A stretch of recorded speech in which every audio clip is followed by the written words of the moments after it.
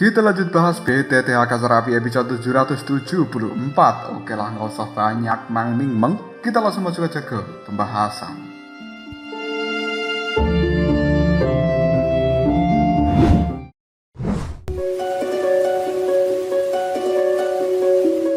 Sian, untuk kali ini akan mencoba mengambil satu kotak giok yang masih tersisa di dalam puncak menara emas. Tubuhnya kini telah langsung diselimuti oleh lingkaran cahaya ungu dan kemudian dia pun mulai berjalan secara perlahan untuk menuju menara emas tersebut. Energi yang berada di dalam menara emas yang bisa menghancurkan berbagai makhluk kuat tiba-tiba saja menjadi cukup sunyi dan tidak ada serangan yang muncul seperti biasanya. Kehendak Dewa Naga yang dimiliki oleh Sian telah menolak berbagai ancaman dari menara emas ini. Menyaksikan hal seperti itu membuat Raja Naga Perak hanya bisa tersenyum sambil mengatakan, untung saja gadis ini bisa mengatasi masalah yang berada di dalam menara emas. Kali ini tugasku selanjutnya hanyalah untuk mengganggu kakak Raja Naga Emas. Aku tidak percaya bahwa dengan kekuatanku yang luar biasa tidak bisa merobek kepompong emas itu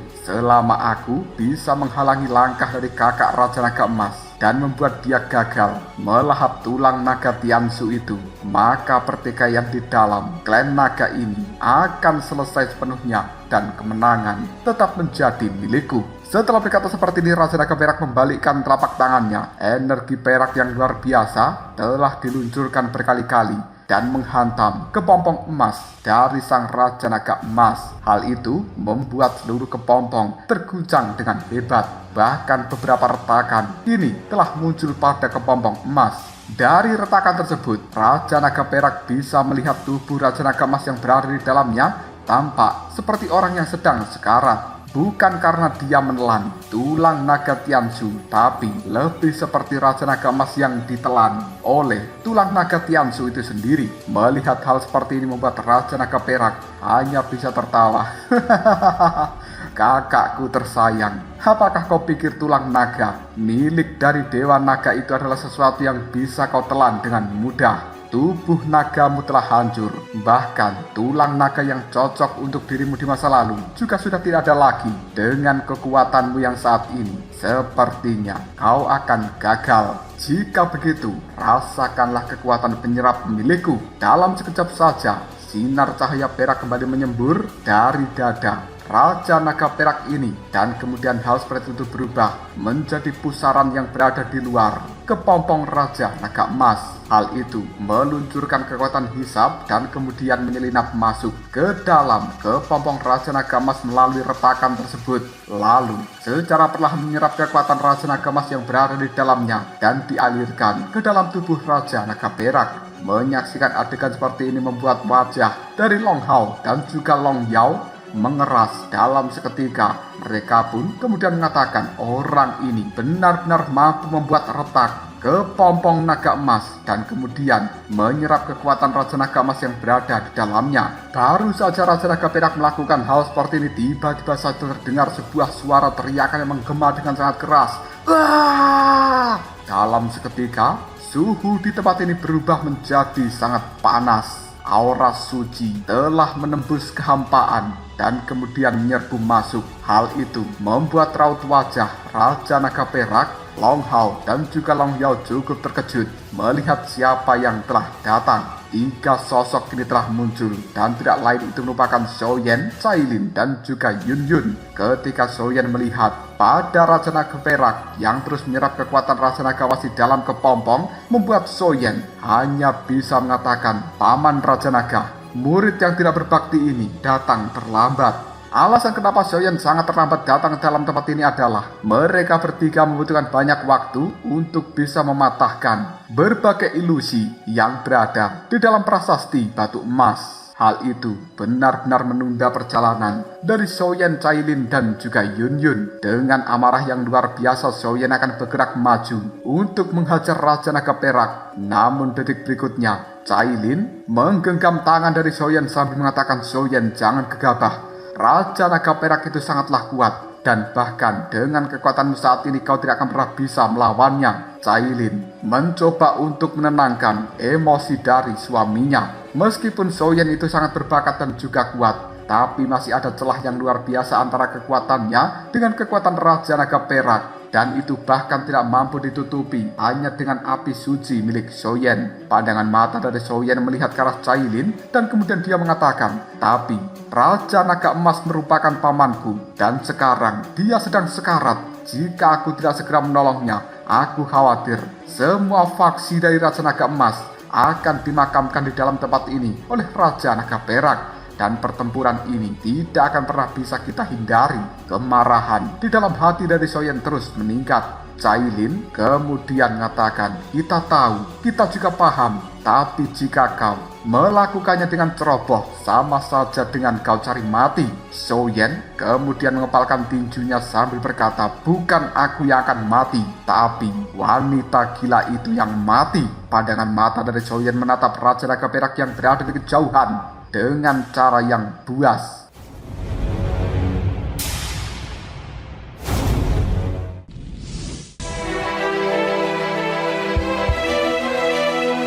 Sementara Raja Naga Perak saat ini juga melihat ke arah Soyen, lalu fluktuasi energi yang luar biasa disebarkan dari dalam tubuhnya. Hal ini membuat kekuatan di dalam tubuh dari seorang Soyen tiba-tiba saja seperti membeku. Soyen menyadari kekuatan dari mereka berdua memang tidak berada di level yang sama. Bahkan merasa Soyen saat ini seolah-olah seperti seekor semut. Sementara Yun Yun tersenyum manis ke arah Cailin dan kemudian dia berkata, saudari Cailin, sebagai istri dari Soyen, apakah kau tidak paham dengan sifatnya? Sebesar apapun kau mencoba menahannya, hal itu tidak akan pernah mampu.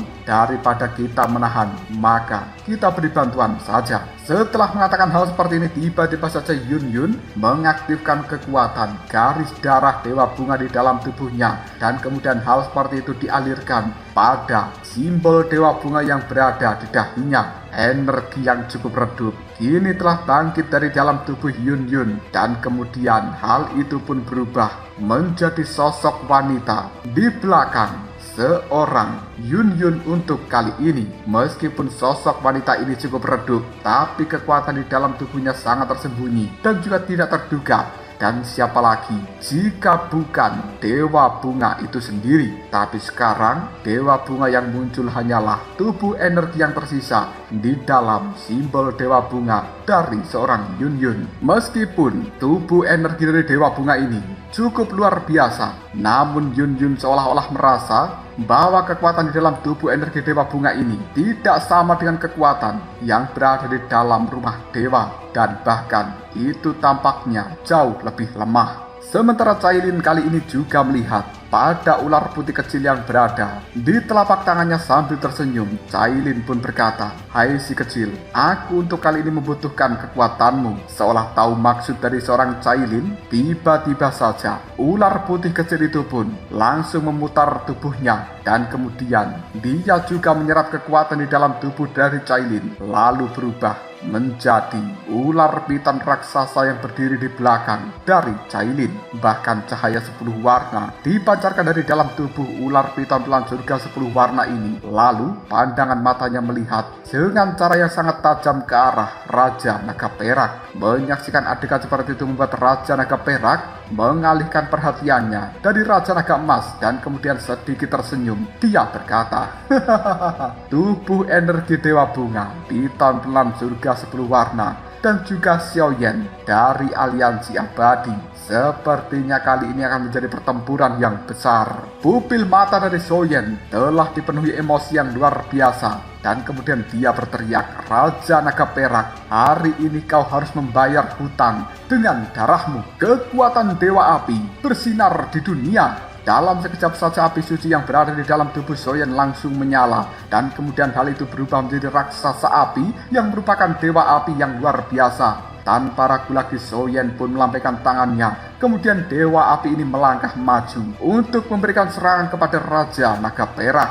Menyaksikan hal seperti itu membuat Raja Naga Perak langsung mengangkat ujung jarinya sambil berkata, kekuatan elemen, hancurkan raksasa api itu. Kilatan cahaya perak langsung berkelebat dari ujung jari dan kemudian hal itu berubah menjadi seekor naga keperakan yang tubuhnya diselimuti kekuatan warna-warni. Tanpa ragu lagi, ular naga perak ini melesat dengan sangat cepat dan kemudian dar langsung bertabrakan dengan dewa api. Akhirnya Soyen bisa merasakan tekanan yang luar biasa dan dia paham bahwa kekuatan Raja Naga Perak memang tidak bisa dianggap remeh. Karena kali ini teknik dewa api miliknya bisa dihancurkan dengan mudah oleh naga perak. Bahkan benturan yang terjadi membuat api suci di dalam tubuh Soyen seolah-olah langsung meredup. Dewa api raksasa kali ini telah runtuh total. Sebuah keterkejutan membuat Soyen terdiam untuk sejenak dan dia merasa tampaknya kali ini Soyen tidak memiliki kekuatan untuk bisa melawan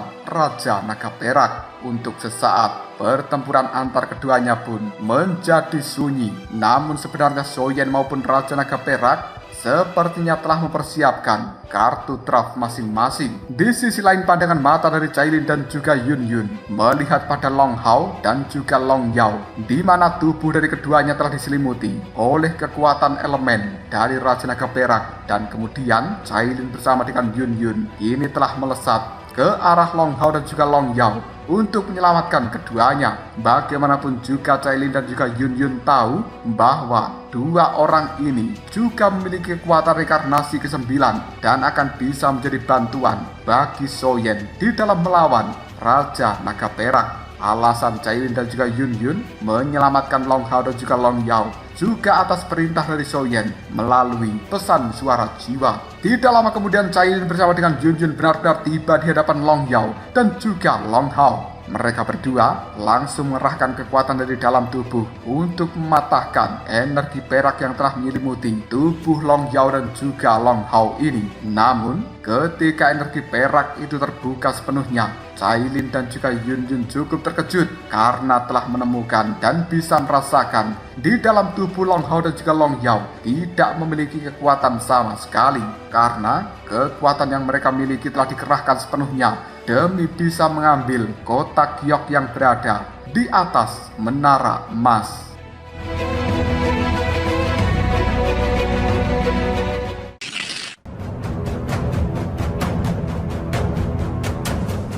Long Hao dan juga Long Yao sambil melihat Cailin dan juga Yun Yun, mereka berdua kemudian mengatakan, "Terima kasih banyak atas bantuan dari kalian berdua. Namun kali ini yang harus kalian khawatirkan bukanlah kita, tapi gadis berambut ungu yang berada di menara emas itu." Mendengarkan kata-kata seperti ini, pandangan mata dari seorang Yun Yun langsung melihat ke arah siapa yang ditunjuk oleh Long Hao. Dan kemudian Yun Yun pun dia berkata dengan penuh keterkejutan, "Itu sebenarnya adalah Xian." Cailin juga buru-buru menoleh. Lalu dia mengatakan, "Xian? Gadis ini kenapa dan apa yang telah terjadi pada dirinya?" Xian dan juga Cailin memiliki sebuah kedekatan yang luar biasa ketika mereka berada di dalam benua Douqi saat itu. Bahkan Xian telah menganggap Cailin seperti kakaknya sendiri. Namun Xian hari ini pikirannya telah dikendalikan oleh sesuatu kekuatan kuno. Dan bahkan Cailin bersama dengan Yun Yun telah menemukan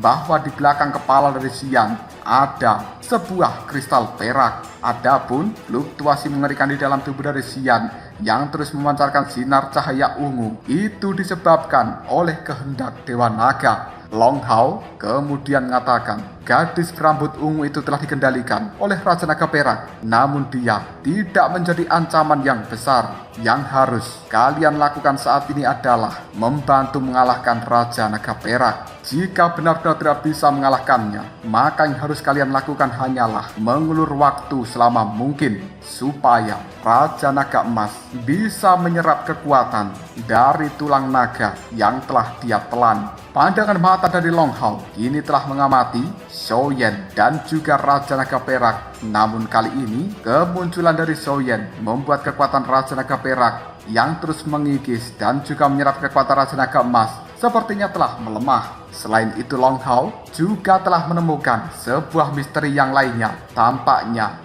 Raja Naga Emas yang kekuatannya bisa diserap dengan mudah oleh Raja Naga Perak itu memang sengaja dilakukan olehnya. Tujuannya supaya membuat Raja Naga Perak ini menjadi lengah. Yun Jun dan juga Cailin ketika mendengarkan ucapan dari Long Hao hanya bisa menganggukkan kepalanya, dan kemudian dia pun mengatakan, baiklah, kita akan menuruti seperti apa yang dikatakan oleh tetua. Kedua wanita cantik ini lalu terbang dan kembali ke sisi dari seorang Soyen. Di kejauhan, pada tubuh indah Raja Naga Perak, serpihan sisik-sisik naga perak pun berjatuhan. Hal itu telah mengubah seluruh ruang ini menjadi pemandangan yang penuh dengan cahaya perak. Sementara lautan emas dan juga pagoda naga yang dibentuk oleh Raja Naga Emas dan juga Raja Naga Perak telah musnah sepenuhnya. Bahkan topeng emas saat ini juga telah tergeletak di tanah dengan sedikit terbakar. Tidak lama kemudian, cahaya-cahaya perak yang berasal dari sisik-sisik perak Raja Naga Perak ini langsung mengeluarkan beberapa elemen yang berbeda, dan itu adalah elemen angin, petir, api, dan juga air.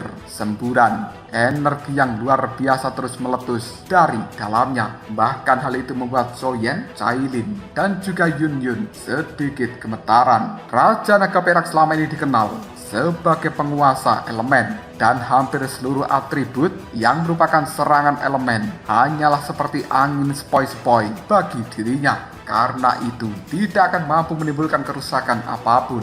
Bahkan jika Soyen mengandalkan 4 atribut atau 4 elemen di dalam tubuhnya dan juga kekuatan api suci, hal itu masih tidak bisa menggoyahkan Raja Naga Emas. Tapi bukan berarti Soyen lemah dan tidak punya kekuatan lain untuk melawan Raja Naga Perak ini. Soyen masih punya satu kekuatan tersembunyi, dan itu adalah kekuatan iblis. Terakhir kali Soyen menggunakan kekuatan iblis, kendali dan juga persepsinya terhadap kekuatan tersebut telah meningkat pesat. Dan kali ini ketika Soyen berhadapan dengan Raja Naga Perak yang luar biasa, hal itu membuat darah iblis di dalam tubuh Soyen yang telah lama ditekan seolah-olah kembali bergejolak dengan cara yang luar biasa. Soyen tahu bahwa kekuatan iblis itu akan selalu tertantang ketika bertemu dengan lawan yang jauh lebih kuat. Bahkan ketika berhadapan dengan kekuatan dewa sekalipun, kekuatan iblis tidak pernah mundur. Raja Naga Perak kali ini menatap tajam pada Soyen dan juga dua istrinya lalu mengatakan, karena kalian bertiga telah datang ke dalam tempat ini, kebetulan selama aku menjadi raja, aku tidak punya boneka. Hari ini kalian bertiga akan aku jadikan boneka untuk raja ini. Kekuatan-kekuatan perak yang tadi dibentuk oleh sisik-sisik perak yang telah dilepaskan Raja Naga Perak kali ini langsung berubah menjadi pusaran-pusaran perak. Dari dalamnya mengandung kekuatan penghancur. Bahkan Raja Naga Perak cukup yakin bahwa Soyen dan juga dua orang yang lainnya tidak akan pernah bisa mampu untuk menahan kekuatan kehancuran itu. Menghadapi ancaman kematian, Soyen pun tidak takut sama sekali. Dia tiba-tiba saja langsung berkata, "Kekuatan iblis!"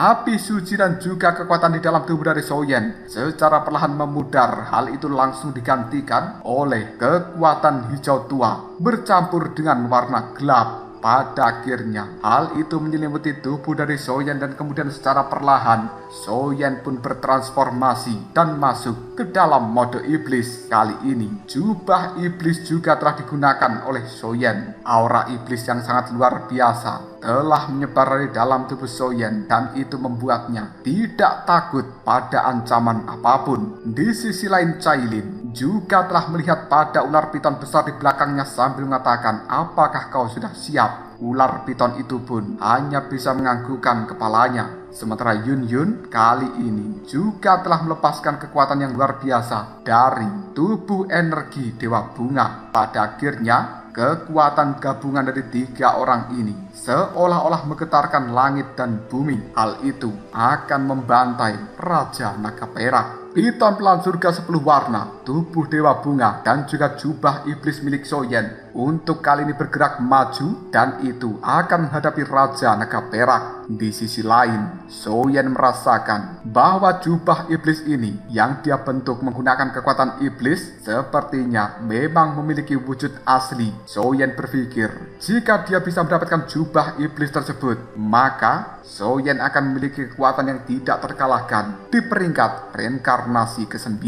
Tubuh dari Soyen kini telah langsung terbakar. Kekuatan api jahat yang berwarna hijau hitam melonjak dengan cara yang luar biasa dan kemudian memenuhi setiap bagian tubuh dari iblis Soyen. Dengan meningkatnya penggunaan kekuatan iblis ini, tubuh serta temperamen dari seorang Soyen semakin dekat dengan iblis yang sebenarnya. Di saat yang sama, ketika Soyen mengaktifkan kekuatan iblis dan juga memadatkan jubah iblis di sebuah dunia yang sangat jauh, yang tidak lain merupakan dunia bawah kegelapan. Kali ini terdengar serangkaian suara yang bergemuruh dengan cara mengerikan. Gelombang energi terus melonjak di dalam tempat itu, seolah-olah membangunkan sesuatu karena adanya ancaman besar. Di ujung langit dari dunia bawah kegelapan kali ini, ada sekelompok kekuatan hitam pekat yang sangat jahat, dan mereka mencoba untuk mengikis dunia bawah kegelapan sedikit demi sedikit. Yang tidak lain, itu merupakan pasukan ras jahat asing. Salah seorang dari klan Zhou yang menggunakan jubah hitam di dalam tempat ini tiba-tiba saja mengatakan, "Tidak kusangka bahwa sebenarnya jubah iblis sekali lagi telah disentuh. Klan Xiao milikku bisa memiliki keturunan seperti ini.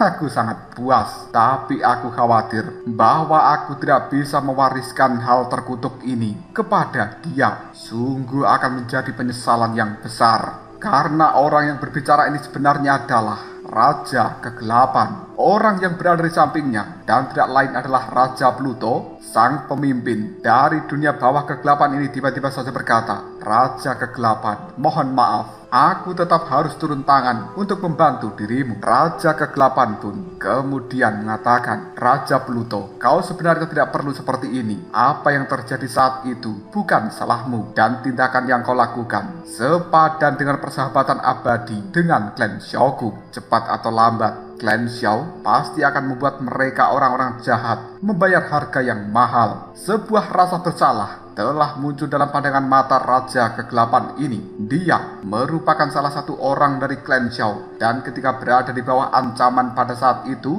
dirinya pun bersama dengan orang-orang klan Xiao yang lainnya diselamatkan oleh Raja Pluto. Sementara Raja Pluto melihat kepada Raja Kegelapan sambil mengatakan, "Bersiaplah. Kali ini ras jahat asing tampaknya memang bertekad untuk menghancurkan dunia bawah kegelapan milikku sepenuhnya." Dan mereka datang dengan aura-aura yang cukup familiar di masa lalu. Namun aku tidak bisa merasakan adanya aura dari pemimpin ras jahat asing. Sepertinya orang itu tidak ikut bersama dalam penyerangan kali ini. Raja Kegelapan hanya bisa menggelengkan kepalanya sambil mengatakan, "Sayang sekali." Tiba-tiba saja Raja Pluto kali ini berkata dan juga bergema di dalam tempat ini, "Reinkarnasi beberapa generasi pada akhirnya akan berakhir. Jadi kita berjuang sepenuhnya di dalam tempat ini." Mendengarkan ucapan dan juga kata-kata Raja Pluto tersebut, aura mengerikan yang melampaui langit dan bumi seolah-olah bangkit di dalam dunia bawah kegelapan. Beberapa orang kuat kemudian muncul, dan orang yang bernama Raja Kematian tiba-tiba saja mengatakan, "Kau tidak perlu menyuruh kita seperti itu. Kita sudah paham dengan situasi di dalam tempat ini, dan secara otomatis tidak akan pernah tinggal diam. Bagaimanapun juga, aku akan berusaha menghentikan ras jahat sekumpulan sampah itu. Aku adalah Raja Kematian yang memiliki pasukan mayat hidup yang tidak terhitung jumlahnya di dalam dunia bawah kegelapan ini, dan aku tidak pernah takut apapun. Jutaan jiwa yang mati, bangkitlah kalian dan berkumpullah di dalam tempat ini." Raja Malaikat yang jatuh kemudian juga berkata, "Para malaikat yang telah terjatuh, bangkitlah dan berkumpullah kalian." Sementara Raja Kegelapan juga mengatakan, "Para iblis, datanglah ke dalam tempat ini."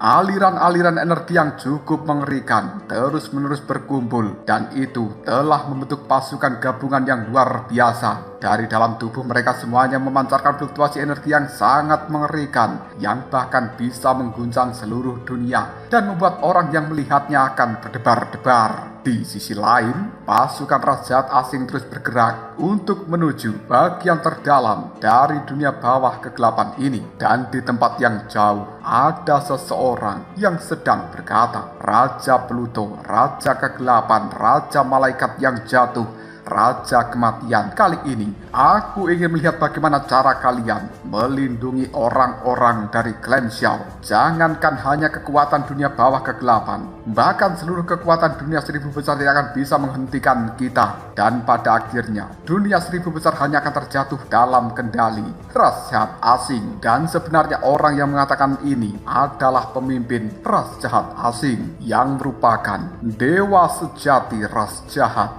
Bahkan kekuatan orang ini telah melampaui Raja Naga Emas dan juga Raja Naga Perak. Kita berpindah kembali ke tempat tadi Zoyan berada. Kali ini, Zoyan telah mengaktifkan seluruh kekuatan iblis di dalam tubuhnya, membuat Yunjun dan juga Cailin menatapnya dengan penuh keheranan sambil mengatakan, "Zoyan, sebenarnya kau?" Zoyan pun kemudian menimpali, "Kalian berdua tidak perlu khawatir, ulur sedikit waktu untuk diriku." Setelah Zoyan berkata seperti ini, dia pun kembali mengaktifkan kekuatan iblis yang luar biasa. Dan hal itu membuat jubah iblis berangsur-angsur menguat. Situasi mereka saat ini sedang dalam bahaya besar dan Zoyan hanya punya satu kesempatan. Kedua istri Zoyan hanya bisa saling memandang satu sama lain dan kemudian keduanya bergerak lebih dahulu. Hal itu membuat tubuh energi Dewa Bunga dan juga ular piton pelan surga 10 warna mengeluarkan fluktuasi yang mengerikan, dan kemudian akan melur waktu bagi Zoyan supaya Raja Naga Perak tidak mengganggunya. Sementara sang Raja Naga Perak sendiri hanya bisa tertawa sambil mengatakan,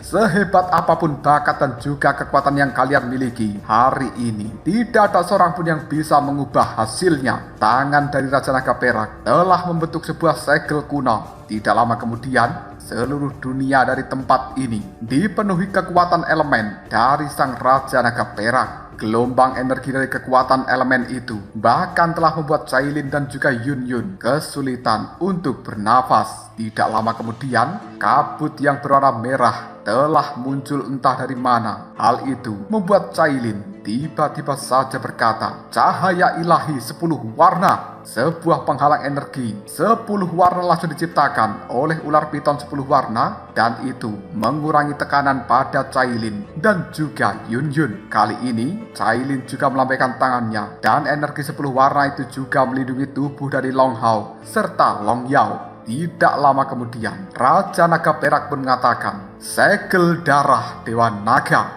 Akhirnya, energi merah yang telah muncul di dalam tempat ini langsung berubah menjadi kerangka naga yang berwarna merah dan luar biasa. Ada banyak gelombang-gelombang kuno yang cukup menakutkan pada kerangka naga itu. Kemunculan dari kerangka naga merah langsung membuat Raja Naga Perak tersenyum dengan penuh kepuasan, karena kerangka naga merah ini merupakan hewan peliharaan yang telah dia bentuk dengan sempurna. Dan selama bertahun-tahun dia memerintahkan klan naga, kerangka naga merah ini telah banyak memberikan bantuan bagi dirinya untuk melenyapkan banyak orang kuat di dalam klan naga ini. Raja Naga Perak sangat percaya diri Cailin, Yun, dan juga Zoyan tidak akan pernah mampu menahan kekuatan kerangka naga merah.